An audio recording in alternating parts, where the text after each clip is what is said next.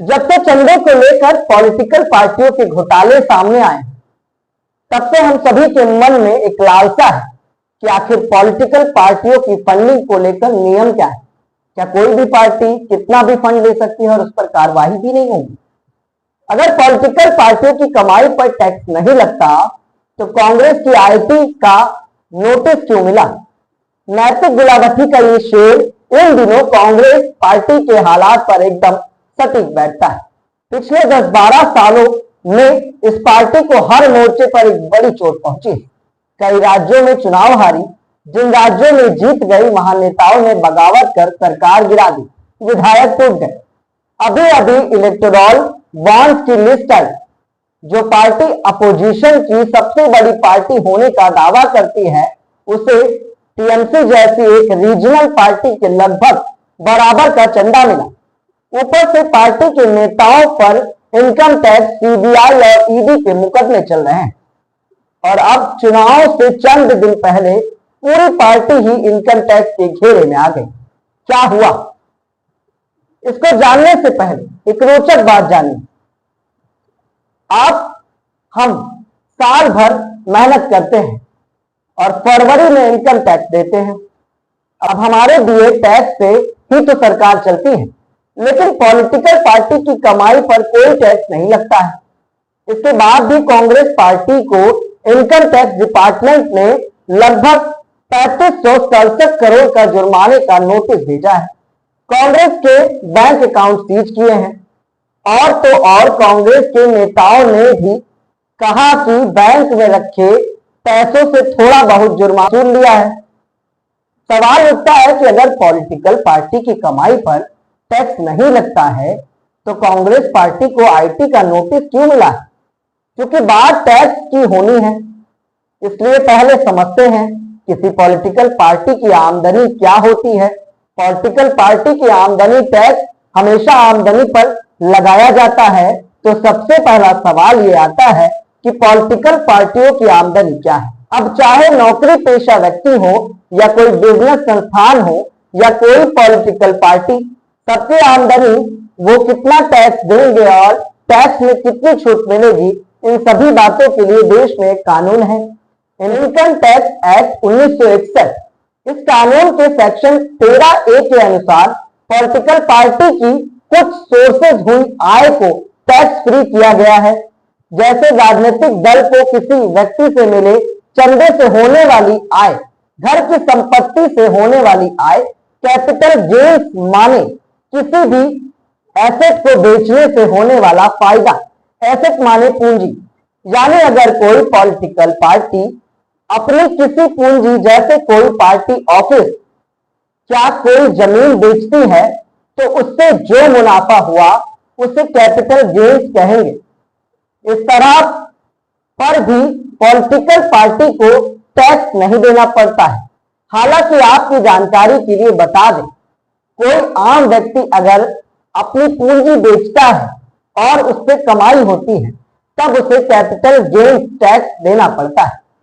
इस कानून के तहत समझ आता है कि पॉलिटिकल पार्टी को टैक्स नहीं पड़ता है, लेकिन यह इतना सिंपल नहीं। टैक्स ना देने के लिए कुछ शर्तें। इलेक्शन कमीशन में रजिस्ट्रेशन, देश में चुनाव और राजनीतिक दलों के एडमिनिस्ट्रेशन के लिए विशेष कानून है, रिप्रेजेंटेशन ऑफ पीपुल एक्ट 1951। इसका सेक्शन है सेक्शन 29A। इसके अनुसार देश में मौजूद राजनीतिक दलों को अगर कुछ बेनिफिट्स चाहिए, जैसे पार्टी सिंबल मिलने में वैधता चाहिए या टैक्स में छूट चाहिए, तो इलेक्शन कमीशन में रजिस्ट्रेशन करवाना अनिवार्य है। दूसरी बात, पॉलिटिकल पार्टियों को अपनी अकाउंट्स बुक और कुछ डॉक्यूमेंट्स को लगातार अपडेट रखना होता है, जिससे आयकर विभाग यानी इनकम टैक्स के अधिकारी आमदनी का हिसाब चेक कर सके। अकाउंट्स बुक्स क्या होती हैं? कोई भी व्यक्ति या संस्था के पास कई जगहों से पैसा आता है और कई जगह खर्च होता है। इस आय और खर्च का हिसाब कई ढंग से रखा जाता है। इन अलग अलग रिपोर्ट्स को अकाउंट बुक कहते हैं। उदाहरण के तौर पर बैलेंस शीट तीसरी शर्त, इन अकाउंट्स बुक्स में कुछ महत्वपूर्ण चीजों का जिक्र है, जैसे 20,000 रुपए से ज्यादा डोनेशन अगर हुआ है तब डोनर का नाम और एड्रेस का लेखा जोखा रखना भी जरूरी है। अब आप सोच सकते हैं कि चुनावी चंदे के लिए तो इलेक्टोरल बॉन्ड आया है, फिर ये अलग चंदा क्या है? दरअसल इलेक्टोरल बॉन्ड सिर्फ एक जरिया था। इलेक्टोरल बॉन्ड के अलावा चेक और कैश भी पार्टी चंदा ले सकती थी। इलेक्टोरल बॉन्ड में बस फायदा ये था कि पार्टी को इलेक्टोरल की डिटेल्स देनी जरूरी नहीं है। मसलन किसने इलेक्टोरल बॉन्ड दिया, इसका नाम पता दर्ज कराने की जरूरत नहीं, ना इनकम टैक्स विभाग आपसे मांगेगा। हालांकि अगर चेक से पैसा आया है तो सारी डिटेल्स रखना जरूरी है। अब अगली और चौथी शर्त है, सभी अकाउंट्स बुक्स का ऑडिट पॉलिटिकल पार्टियों को अपने अकाउंट्स बुक्स का ऑडिट किसी चार्टेड अकाउंटेंट से करवाना होता है। पांचवी शर्त, कोई भी पॉलिटिकल पार्टी कैश के माध्यम से 20,000 रुपए से ज्यादा का डोनेशन नहीं ले सकती है। छठी शर्त, एक वित्तीय वर्ष में 20,000 रुपए से ज्यादा के सभी डोनेशन का पूरा लेखा जोखा इलेक्शन कमीशन को देना अनिवार्य है। ये जानकारी पॉलिटिकल पार्टी को अपना ITR भरने की डेडलाइन से पहले इलेक्शन कमीशन को सौंपनी होती है।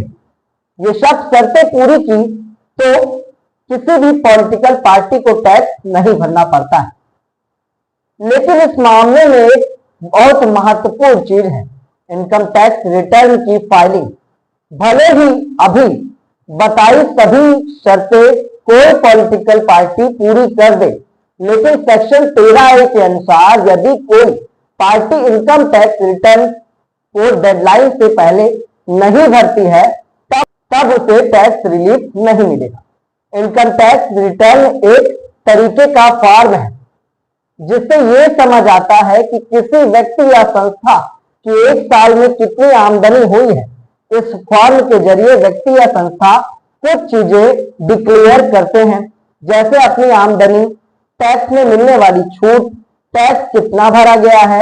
इनकम टैक्स एक्ट 1971 के 4B के हिसाब से अगर किसी पॉलिटिकल पार्टी को इनकम टैक्स में छूट चाहिए तो उसे इनकम टैक्स रिटर्न भरना जरूरी है। इस फॉर्म पार्टी के ट्रेजरर के हस्ताक्षर होते हैं। कांग्रेस की मुश्किलें लगातार बढ़ रही, लेकिन फिलहाल इनकम टैक्स डिपार्टमेंट ने सुप्रीम कोर्ट में कहा है कि चुनाव होने तक इनकम टैक्स डिपार्टमेंट कांग्रेस के खिलाफ कोई बड़ा कदम नहीं उठाएगा। तो आपको भी पता चल ही गया होगा आज कि आखिर पॉलिटिकल पार्टियों को चंदा कैसे मिलता है और क्या नियम है, क्या शर्तें हैं, क्या कानून है और क्या चंदा दे सकते हैं, क्या उसमें छूट है।